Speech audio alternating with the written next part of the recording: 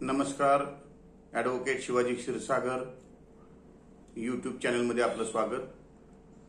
Last time we have seen the general exceptions. In that regard, we have dealt with section 14 to 17. Today, we are discussing another topic, section 18. Section 18 of BNS Act says about accident. आपण काय पाहतोय? General exceptions मध्ये याचा अर्थ असा होतो, मागेच सांगितलंय मी, की ज्यामध्ये ऍक्ट घडलेला आहे, कृत्य घडलेलं आहे, but it is without guilty intention. The attributes of mens rea are absent in such cases and therefore law gives general exceptions to those act. So the section number 18 it talks about accident. आता एखादं कृत्य accident कधी होईल त्याकरिता काय सिद्ध केलं पाहिजे आरोपीनं? Nothing is an offence. सुरुवातच सेक्शनची अशी आहे, which is done in a good faith, if a lawful act done in a lawful manner and lawful means and misfortune happens, then it is called an accident. मग यामध्ये काय सिद्ध केलं पाहिजे की act was done in good faith. आता जिथं जिथं गुड फेथ आलेलं आहे तिथं समजायचं की ड्यू केअर अँड अटेन्शन न केलेलं कृत्य आहे, आणि मिसफॉर्च्यून हॅपन, तर it is not an offence, असं सेक्शन 80 मध्ये आहे. म्हणजे ऍक्सिडेंट प्रूव्ह करण्याकरता the accused has to prove that he has committed an act without guilty mind. म्हणजेच he has committed that act with due care and attention, म्हणजेच in good faith. Lawful act, त्याचं कृत्य जे होतं ते lawful होतं.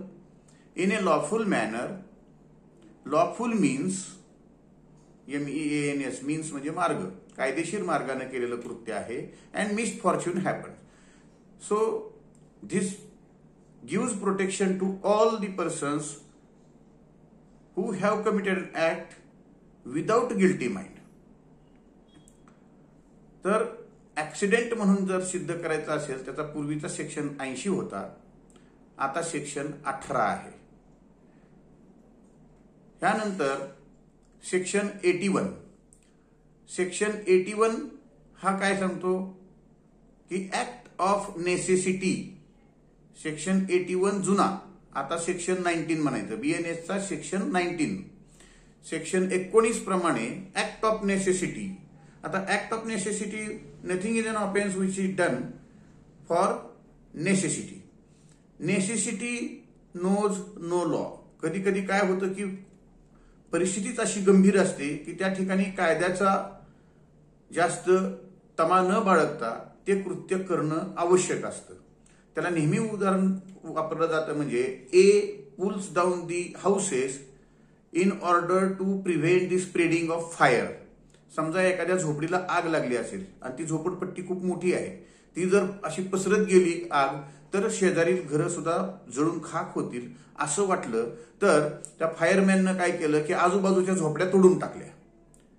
आता त्यानं केलेलं आहे कृत्य, परंतु his intention was to prevent the spreading of fire. आग जास्त पसरू नये या शुद्ध हेतूने त्यानं जर कृत्य केलं असेल तर it is called act of necessity. यानंतरचा सेक्शन आहे तो सेक्शन 20 आणि 21. हे जे दोन महत्वाचे सेक्शन आहेत, those sections talk about the act of child.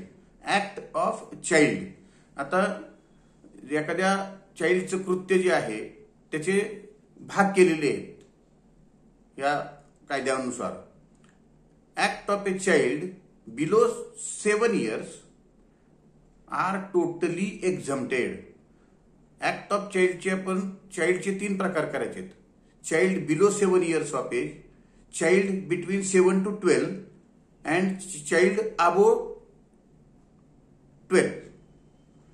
7 वर्षापर्यंतचा एक गट, 7 ते 12चा एक गट आणि 12च्या पुढचा एक गट, असे 3 गटामध्ये आपण ऍक्ट ऑफ चाइल्डचा अभ्यास करायचा आहे. तर according to section 20, act of a child below 7 years of age is no offense, totally exempted. It is called doli in capax.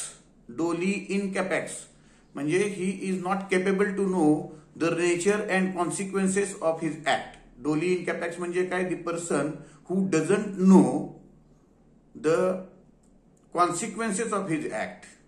त्यानं काय करतोय ह्याचं त्याला नॉलेज नाही, त्याला माहिती नाही आणि त्याच्यामुळं त्यानं केलेलं जे कृत्य आहे ते टोटली एक्झम्प्टेड आहे. Child below 7 years of age. आता व्हॉट अबाउट 7 to 12? एखादं मूल 7 वर्षापेक्षा जास्त आहे परंतु 12 वर्षापेक्षा कमी असेल तर त्याची लायबिलिटी जी आहे criminal liability, it depends upon his intellectual capacity. तो किती इंटेलेक्च्युअल आहे हे कशावर ठरेल? It is different from case to case. Those are depending upon the surrounding circumstances or family background etc. For example असं आपण म्हणूया की एखाद्या PSIचा मुलगा आहे, 11 वर्षाचा मुलगा आहे आणि त्याच्या घरामध्ये पिस्तूल आहे. वडील आंघोळीला गेलेत आणि त्याच्या घरी कुणीतरी भेटायला आलं. अंकल हँड्स अप म्हटला त्यानं आणि पिस्तूलमधून गोळी घातली. तर हा जो मुलगा आहे त्याची इंटेलेक्च्युअल कॅपॅसिटी काय आहे, त्याला ह्याची माहिती जाणीव होती का नाही हे कशावरनं ठरेल? किंवा त्याचा वडील स्वतः इन्स्पेक्टर आहे त्यामुळे त्याला कॉन्सिक्वेन्सेसची माहिती असण्याची शक्यता आहे, त्यामुळे त्याची ग्रेटर डिग्री आहे माहिती असण्याची.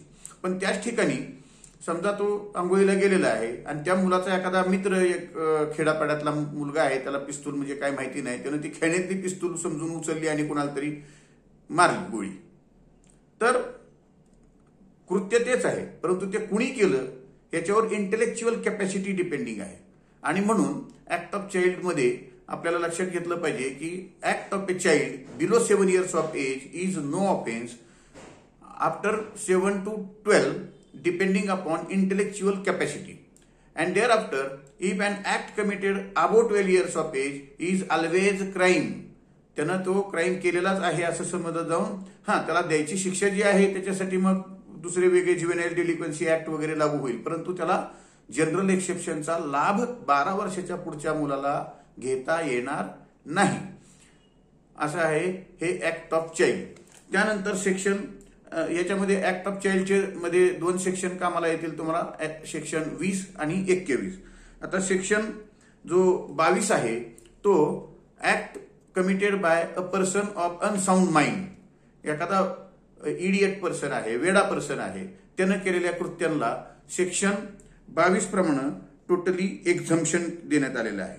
सेक्शन 23 मध्ये act committed by intoxicated person. Intoxicated person म्हणजे काय? नशेच्या अंमलाखाली केलेलं कृत्य. आता जर त्यानं सिद्ध केलं की he was under the influence of liquor but he was not knowing that he is under the influence, म्हणजे कसं आहे की त्यानं हे 2 प्रकार केले जातात की एखादी व्यक्ती जाणून बुजून दारू पिऊन त्याला खून करायचा आहे कोणाचं तरी, परंतु त्याला एक प्रकारची करेज यावी, धाडस यावं म्हणून त्यानं जर स्वतःहून दारू पिऊन केलं असेल कृत्य तर तो असं म्हणू शकणार नाही की I was under the influence of लिकर. तर त्याला म्हटलं जातं DOUCH, Dutch, DOUCH, Dutch courage. Dutch courage म्हणजे एक करेज निर्माण होण्याकरता दारू पिलाय तर त्याला एक्झम्पशन मिळणार नाही. हे इनव्हॉलेंटरीली इंटॉक्सिकेशन पाहिजे. इनव्हॉलेंटरीली इंटॉक्सिकेशन म्हणजे काय?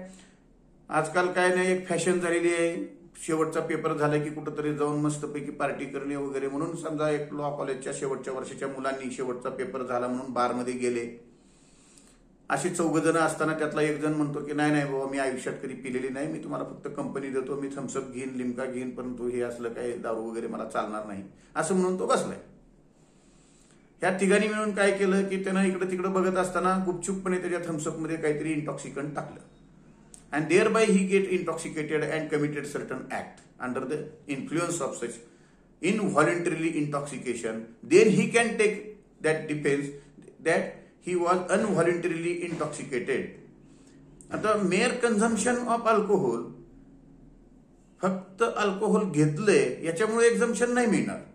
You have to prove that you were under the influence of liquor. कधी कधी असे सायटेशन्स आहेत सुप्रीम कोर्टाचे वगैरे की the accused had consumed the alcohol but he was not under the influence of alcohol, म्हणजे नशा करणे आणि नशाच्या अंमलाखाली असणे याच्यामध्ये सुद्धा फरक केलेला आहे. तर ह्यासाठी तुम्ही एक लक्षात ठेवायचं की intoxication must be involuntary intoxication. Voluntary intoxication is no defence, it will not help the accused. तर हा एक म्हणजे हे जर आतापर्यंत आपण पाहिलेले जे सेक्शन्स आहेत, ऍक्ट ऑफ चाइल्ड असेल, अनसाउंड माइंड असेल, इंटॉक्सिकेशन, तर इथं असं दिसतं की त्याचा मेंटल एलिमेंट ऍबसेंट आहे कुठल्या तरी कारणामुळे, अनसाउंडनेस ऑफ माइंडमुळे म्हणा किंवा तो लहान असल्यामुळे 7 वर्षाच्या आत असलेला. तर अशा प्रकारचं हे एक्झम्पशन या सेक्शन 23 प्रमाणे दिलेलं आहे. Section 25 to section 30 deals with act committed with consent, म्हणजे एखाद्याची स्वीकृती घेऊन केलेलं कृत्य. म्हणजे consent is a good defence, no doubt, but in serious offence consent is no defence. For example रेपमध्ये जर मायनर मुलगी असेल तर कन्सेंट इज नो डिफेन्स, परंतु काही केसमध्ये कन्सेंट हा डिफेन्स आहे. तर त्याच्यासाठी सेक्शन 25 ते 30 तुम्हाला पाहावे लागतील. सेक्शन 25 मध्ये काय म्हणलंय, an act not intended and not known to be likely to cause death or grievous hurt done by consent. आता जर ह्याचं वर्डिंग पाहिलं तर याच्यातून दिसतं की यानं डॉक्टर लोकांना वगैरे अशी सवलत दिलेली आहे की तुम्ही विथ कन्सेंट एखाद्याचं ऑपरेशन केलं, तिथं इंटेन्शन त्याला ठार मारण्याचं नसतं, but there is a likelihood that this operation may result in to the death of the patient. त्यामुळं यामध्ये कधी कधी हा डिफेन्स घेतला जातो. त्याचप्रमाणे असे आपण पाहतो रस्त्यावरचे खेळ असतात किंवा सर्कस मधले खेळ असतात, अम्युजमेंटसाठी किंवा मनोरंजनासाठी केलेले कृत्य असतात, त्यामध्ये तलवारबाजीची आतषबाजी केली जाते. मग त्यामध्ये देखील त्या खेळाडूंची कन्सेंट घेतली जाते. आपण बऱ्याच वेळा बघतो WWF चे सामने बघतो, त्यामध्ये अनेक प्रकारचे असे प्रकारचे कृत्य केले जातात की त्यामध्ये एखाद्याचा जीव जाऊ शकतो. मग तिथं कन्सेंट अगोदर घेऊन घेतलेली असते की यामध्ये तुम्हाला काहीतरी अशी इजा जर झाली तर you will be responsible. Even क्रिकेटच्या खेळामध्ये सुद्धा एखादा बॉल सुद्धा बिगर हेल्मेटचं खेळताना डोक्याला लागला किंवा काय झालं असेल तर क्रीडा करताना खेळत असताना सुद्धा जर झालेलं कृत्य असेल तर it is without the intention आहे आणि तिथं त्याचा खेळाडूचा कन्सेंट घेतलेला आहे आणि त्यामुळं it is a good defence. त्यामध्ये पुन्हा सेक्शन 26 जे आहे ते काय सांगतं की सेम टू सेम वर्डिंग आहे, फक्त हा फरक एवढाच आहे की the act not intended to cause death, एखाद्याचा मृत्यू इंटेन्शन नाहीये, ज्यानं केले कृत्य त्याचा हेतू शुद्ध आहे. Done by consent in good faith for persons benefit, त्या व्यक्तीच्या भल्यासाठी केलेलं कृत्य. उदाहरणार्थ एखाद्याला सर्प चावला असेल, मग त्याचा बोटाला सर्प चावला तर मनगटापासून त्याचा हात काढावा लागला, तर विथ कन्सेंट असं हे कृत्य केलेलं असेल जिथं मृत्यूचं त्याला त्या सर्जनला मृत्यूच होईल असं वाटलेलं नसतं, परंतु घडण्याची शक्यता असते. तर सेक्शन 25 जे आहे हे जनरली सर्वांसाठी आहे, म्हणजे खेळाडूंसाठी वगैरे, पण सेक्शन 26 जे आहे ते खास सर्जनसाठीच दिल्यासारखं आहे की जर शक्य नसेल त्याचा कन्सेंट घेतलेला असेल तर प्रश्नच नाही किंवा ह्यामध्ये जीवाची भीती आहे परंतु हे ऑपरेशन करणं आवश्यक आहे आणि आम्ही त्याला संमती देतोय अशी संमती घेतलेली असेल. म्हणजे कन्सेंट जर सुरुवात केली टॉपिकची तर सेक्शन 25 पासून आहे आणि 25 मध्ये act done with good faith known to be likely to cause death or grievous hurt, कधी कधी ग्रीवियस हर्ट पण होऊ शकते, डन बाय कन्सेंट. सेक्शन 26 मध्ये act not intended to cause death done by consent in good faith for persons benefit, म्हणजे section 25 मध्ये persons बेनिफिटचा प्रश्न नाहीये, तिथे अम्युजमेंट वगैरे खेळामध्ये केलेलं कृत्य आहे, परंतु सेक्शन 26 मध्ये त्या व्यक्तीच्या भल्याकरता केलेलं कृत्य आहे परंतु अनफॉर्च्युनेटली त्याची डेथ झाली तर त्याला माफी दिलेली आहे, याच्यामध्ये एक्झम्प्ट केलेलं आहे. त्यानंतर दिलेलं आहे की act done in good faith for benefit of a child or person of unsound mind. कधी कधी प्रश्न असा निर्माण होतो की एखादी व्यक्ती डॉक्टरला म्हणू शकते की तुम्ही ऑपरेशन करा, माझं काय होईल ते होईल, जगलो तर जगलो नाही तर नाही, तो कन्सेंट देण्याच्या पात्रतेला आहे. परंतु सेक्शन 27 मध्ये असं सांगितलेलं आहे की एखाद्या पेशंट जर अनसाउंड माइंड असेल, वेडा असेल, तर त्याच्यासाठी कुणी द्यायची कन्सेंट, किंवा एखादं ते लहान मुलं असेल तर त्याच्यासाठी कुणी कन्सेंट द्यायची, तर त्याच्यासोबत सुद्धा ऑपरेशन करता येईल, त्याही व्यक्तीसाठी काहीतरी करता येईल with the consent of his lawful guardian, म्हणजे पालकाच्या संमतीने केलेली जी कृती आहे त्या व्यक्तीच्या फायद्यासाठी, अनसाउंड माइंड माणसासाठी किंवा एखाद्या लहान मुलासाठी, तर ती सुद्धा एक्झम्प्ट केलेली आहे. ती आहे सेक्शन 27 मध्ये. त्यानंतर consent known to be given under fear or misconception. A consent is not such a consent as is intended by any section of this संहिता. आता सेक्शन 28 मध्ये ह्या कन्सेंट बद्दलचे लिमिटेशन्स आहेत. ही कन्सेंट जी आहे ती भीतीमुळे मिळवलेली नसावी किंवा मिसकन्सेप्शनमुळे. कधी कधी असं होतं की भीती दाखवून संमती मिळवली जाऊ शकते की तुमचं असं होईल, तुम्हाला हे फार मोठं हार्म होईल, तुम्हाला ऑपरेशन करावंच लागेल. हे जर नंतर दिसून आलं की ही जाणून बुजून संमती मिळवण्यासाठी खोटं काहीतरी सांगून संमती मिळवली आहे, तर त्याला हे एक्झम्पशन मिळणार नाही. हे लिमिटेशन दिलेलं आहे सेक्शन 28 मध्ये. त्यानंतर सेक्शन 29 मध्ये असं म्हटलेलं आहे की exclusion of an act which are offences independently of harm caused. म्हणजे हे जे सेक्शन 25, 26, 27 मध्ये जे दिलेले संमतीनं केलेलं कृत्य आहे ना, ते do not extend to acts which are offences independently of any harm which they may cause or be intended to cause or known to be likely to cause to the person giving the consent or on whose behalf the consent is given. म्हणजे consent मिळवायची एका कृत्यासाठी आणि करताना दुसरंच कृत्य करायचं, तर ज्या गोष्टीसाठी कन्सेंट दिली त्याच गोष्टीसाठी एक्झम्पशन मिळेल. दुसरं जर तुम्ही आगाऊ काम केलं कुठलं तरी, तर त्यासाठी कन्सेंट आहे असं समजलं जाणार नाही. त्यासाठी तुम्ही इलस्ट्रेशन सेक्शन 29 पाहून घ्या. सर्व गोष्टी ह्या एका व्हिडिओमध्ये शक्य होणार नाहीत, खूप लांबेल म्हणून मी थोडंसं शॉर्टमध्ये घेतोय. त्यानंतर act done in good faith for benefit of a person without consent. कधी कधी आतापर्यंत आपण काय पाहिलं, विथ कन्सेंट, म्हणजे एखाद्या व्यक्तीच्या संमतीनं केलेलं त्याचं ऑपरेशन वगैरे असेल तर if he is in a position to give consent then no problem. कधी कधी तो अडाणी आहे, अनसाउंड माइंड आहे, इडियट आहे, लुनॅटिक आहे, तर त्याच्यासाठी गार्डियन कन्सेंट देतील.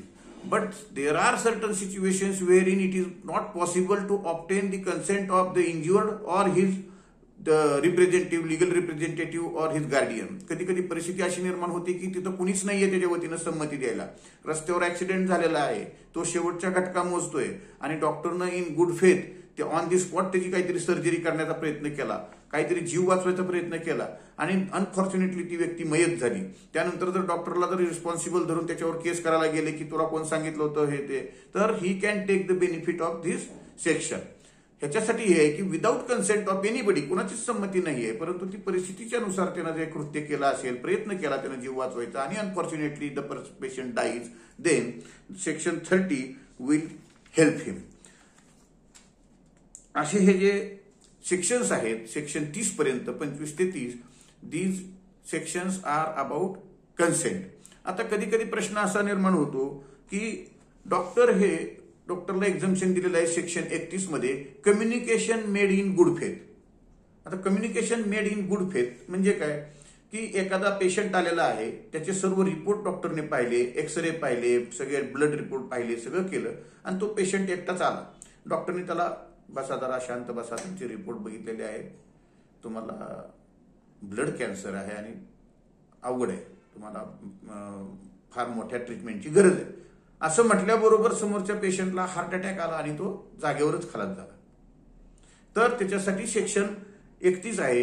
तर त्याने काय सिद्ध केलं पाहिजे की he has communicated in good faith, due care and attention त्याला सिद्ध केली पाहिजे की मी त्याला विचारलं होतं तुमच्याबरोबर कुणी आलंय का, कोणी नाहीये, मी एकटाच आहे, घरातला करता आहे, तुम्हाला जे काही सांगायचे ते मला सांगा, असं त्यानं म्हटल्यानंतर त्यानं त्याला कम्युनिकेट केलं इन गुड फेथ की बाबा त्याला समजून की हा इतका मोठा धक्का जो आहे हा सहन करू शकेल, म्हणून मी त्याला सांगितलं. इन गुड फेथ मी सांगितलं. Communication made in good faith is a good defence. In such cases the doctor or surgeon will not be responsible for the death of the patient. त्यानंतर act to which a person is compelled by threat. एखाद्या व्यक्तीला अशी भीती निर्माण झाली की त्यानं जर ते कृत्य केलं नाही तर त्याचा स्वतःचा मृत्यू होईल. अशा परिस्थितीमध्ये केलेल्या कृत्याला सेक्शन 32 प्रमाणे एक्झम्पशन दिलेलं आहे.